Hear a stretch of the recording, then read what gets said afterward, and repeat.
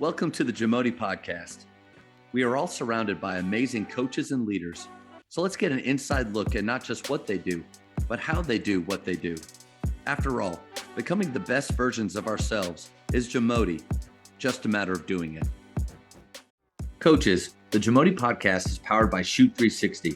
The future of basketball has arrived in Dallas-Fort Worth. Shoot 360 combines the latest sports technology with the fundamentals of basketball skill development. The result is a one-of-a-kind video game-like basketball program designed to improve your shooting, dribbling, and passing. Visit shoot360dfw.com to learn more and register for your free 1-hour workout evaluation. Shoot 360, the future of basketball is here.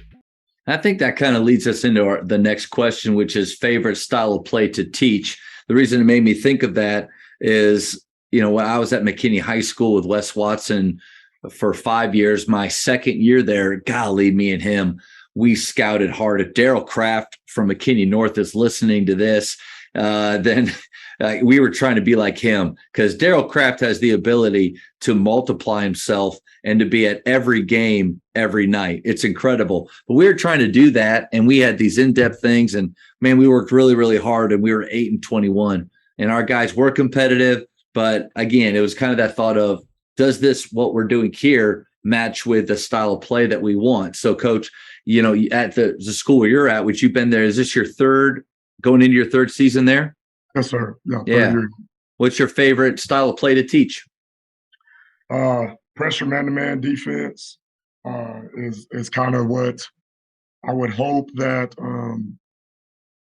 after you watch us play, that's something that we want to try to get accomplished. But that's my favorite style. I love the defensive side of the ball.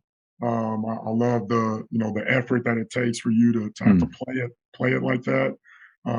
And what we try to explain to our guys is, like, we know, that's what we've been trying to get done right now is we know that it's super tough, because what we're asking you to do, because it's a ton of scrambling, it's a ton of talking, it's a ton of rotating. But I like it, because I just think it's a way for your kids to play hard. Yeah. And not that they can't play hard in anything else. I think it's all but it's necessary. It's necessary that they do. If you want to be effective, yeah, and you want to be able to defend and keep teams from scoring, that's the only way to get it done. So we obviously, every situation I've ever been in, that's the number one thing that we're teaching is we're starting off with defense. And for some of our guys, we may not do an offensive concept for a few weeks, just to work on the defensive side and establish that as a part of our culture and our program. So definitely pressure man-to-man. If we have the guys to get it done, I would love to obviously go full court. And I try to tell our guys too, you're going to be in some type of full court, whether it's man-to-man, run and jump, or a zone press. So just something to just get up and down the floor and hopefully to make teams play fast. And so that's what I would love to do. If it was a perfect world, that's what I would sit in. That's what I would love to coach. So the school that you came to, because you were at Friendship before that? Yes, sir. I was a varsity assistant for Paul Page. Yeah. Yes, sir. Did you have similar types of players at your school? Because I'm always interested, someone like you that likes that full court pressure, man-to-man or any kind, can you do that regardless of the horses that you have? Or how does it work for you? So that's a great question. And one thing that I've always relied on when being asked something like that is stole a lot. I was in Hereford for 6 years, which is southwest of Amarillo, Texas. And man, we ran through a gauntlet up there with Jason Pillion at Amarillo High, Jeff Evans at Amarillo Palo Duro. So two guys that definitely know how to coach defense and effort. But anyways, I stole a lot from those two guys. And I always wondered about that too. But you look at, Jeff Evans at Palo Duro, and this is not necessarily a knock or anything on his groups. Sure. But all of his groups have not been the same as far as personnel. And I can guarantee you right now, I haven't seen them play in 3 years, but I can guarantee you right now, he's still doing the same thing. He's still full court man, run and jump, and his kids have changed. Um, but when I visited with him, that was my question. My exact question with him was, if I don't have the athletes, how Yeah. do you feel? If there's another team that's more athletic than you, how do you feel? And he goes, CJ, he said, I love it better. He said, I just do. I like it better because he said it's just it gets them out of their style. Now, obviously, we've got to tweak some things like the way that you've got to load up to the basketball, right, and Yeah. make that important. You've got to early help, because guys are getting beat. So now you've got to early help to stop the basketball.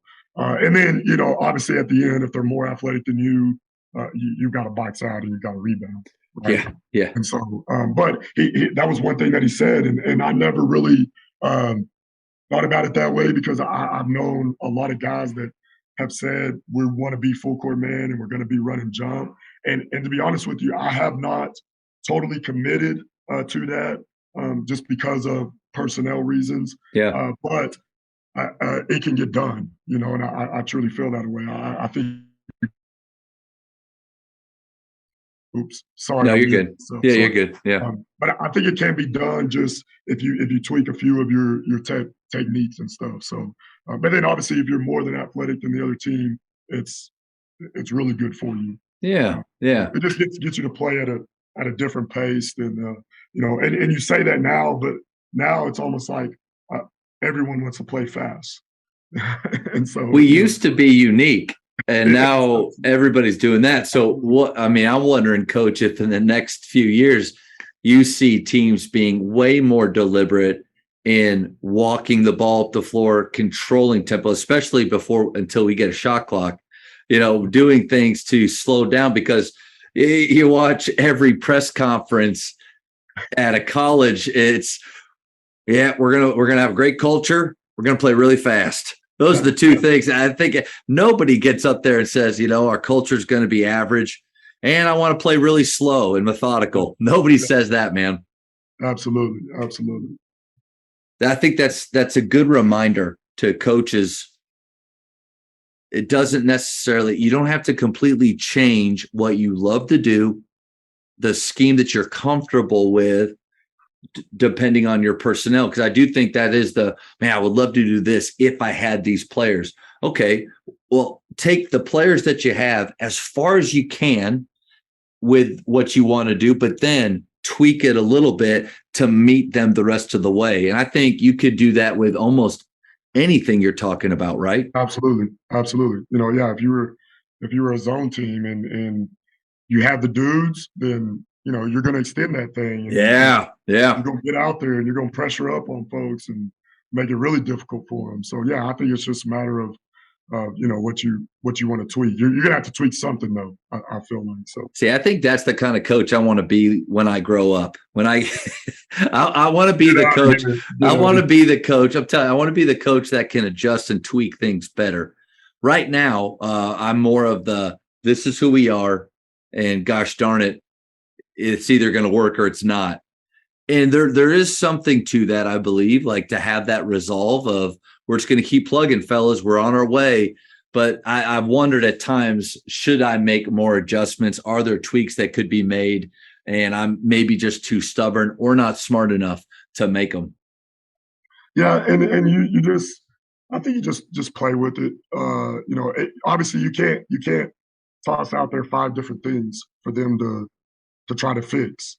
But if you say, like now you want to change the positioning of gap to look like this, which may be more of a deny type deal, but Yeah. whatever that may be, I think you can get it done. I really do. Offensively, what do you like to do? Oh man, so that right there is the toughest question because I know I've stated that I'm not You're a very good with defensive guy. I get it, I'm not coach. very good with X's and O's. Uh, we have tried everything. Yeah. I feel like I've tried everything. High low, Bill Self, high low motion offense. We ran obviously dribble drive. Uh, right now, I like to say it's kind of playing in space, Yeah. and so we're really trying to figure that part out.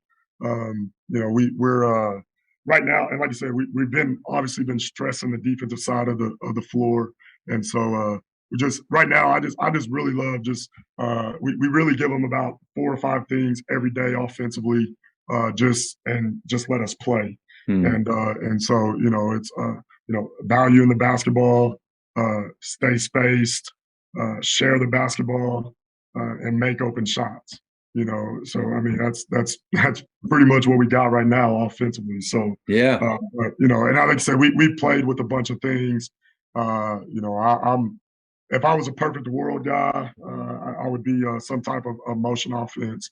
If I was a perfect world and I felt like I could do it everywhere that I went, that would kind of probably be my style, I guess. So we're still tweaking that part, though. We're still tweaking that. So I love the direction you're going with the playing in space. I think it's the most fun. I think it helps to develop players the most, and I also think it's hard to guard. I think sets, especially sets that take away space, are easier to guard, but you get guys in double and triple gaps. Guarding the ball is hard. And then you make one defender have to choose between helping over on the ball or leaving a shooter. And that moment right there, I like putting my players offensively in positions where you have two choices and either one of them are really good. That's a fun position to be in. When you're in a position where you only have one choice here, well, what if it doesn't work out? Like what do we do then?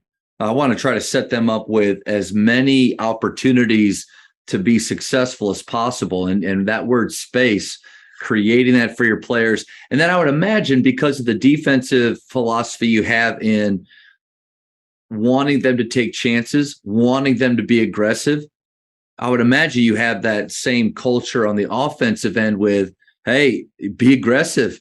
You see that double gap, get after it. attack mode, Yeah.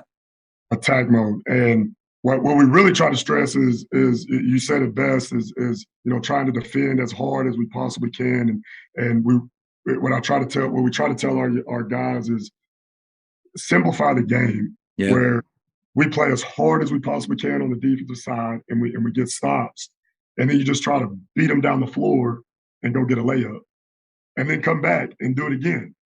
Yeah. So Yeah. obviously, just trying to get out in transition too, and advancing the basketball is a big for us. But yeah, really staying within that mindset of attack mode on both sides of the floor. How So, much time do you spend on that in practice? And my reason for asking that question is you're right. I mean, in my mind, if you're playing the way I think we want to play, defensively, offensively, we're going to be playing out in transition quite a bit. And so it can be that simple. The majority of our possessions are not going to be walking the ball up the floor or defending the ball being walked up the floor. So, absolutely. but my question is, how much do you work on playing within that chaos?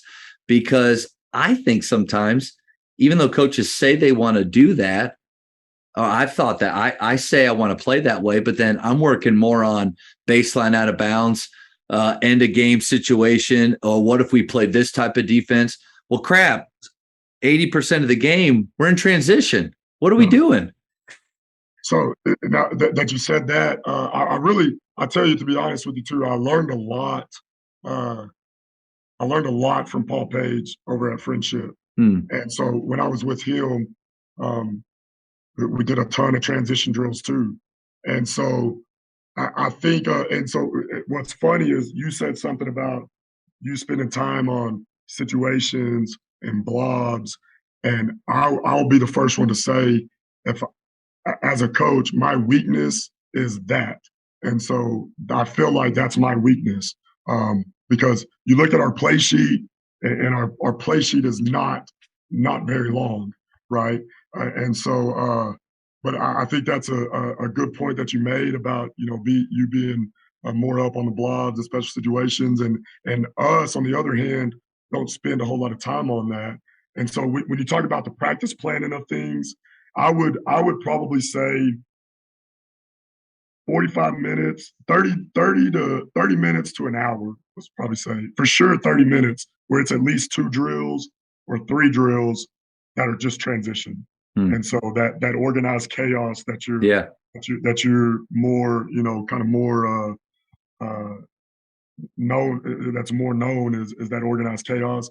That's probably more of our practice where because we want to spend a lot of time in transition Yep. and because this is the way that we would like to play. So learned a lot from Paul Page. Like I said, we did we it wasn't a whole lot of half court stuff when I was with Paul Page. And I mean, obviously we took time to and I stole a lot from him. Like I said, we do like right now, like we have our JV and our varsity, and I'm probably talking off topic. No, you're good, man. Keep going. But I just would kind of explain it. But if we have like our JV and our varsity, with my varsity assistant, like I kind of made him the defensive coordinator per se, and so he'll be on one end with the JV, and they're doing the defensive part that he wants to get accomplished after we do all of our pre-workout, pre-practice individual stuff, whatever. He does that with them, and then I'll probably, since I'm the offensive coordinator, I'll be doing our offensive stuff. 5-on-0 or 5-on-5 or shooting, team shooting or something like that, Yeah. and then we'll switch. And then obviously outside of that, those half court deals, it's if we're not shooting the ball, it's a full court drill of some sort. So yeah, and Coach, I think I am aligned with you in that. My thought is as a coach, really look at not just the style of play that you want, but what's actually happening in games when you play. Look over that, and because I think so many times we focus on the small parts. Like how many times do we actually spend in those baseline out of bounds, sideline out of bounds? I'm not saying they're not important, but in games, that's a very small part of the 32 minutes. Majority of it is where we want to live. And so look at your practice plan and make sure that you're working on I tell guys in skill work all the time, like we want to be really good at the things that happen a ton. Yeah. I don't really want to work on, personally, I don't want to work on the Euro. The Euro doesn't happen a lot. But you know what does happen a lot? Stride stop finishes. Yeah. Finishing off a 2 in the paint, off a stride stop, and then being creative out of that. So, fellas, that's what we're going to work on a ton because that's going to lead, and our offense leads to that. So I think it's more of a challenge for myself and for any coach listening to look at the way that you actually play in games, look at your practice schedule, and make sure that what you're seeing here is actually what you're working on a majority of the time here. Yes, sir. Yeah, I like that. I like that too. Thank you for checking out today's episode. Please take a moment to subscribe to this podcast, share it with your fellow coaches, and find us on social media for what's coming up next on the Jamodi podcast. It's just a matter of doing it.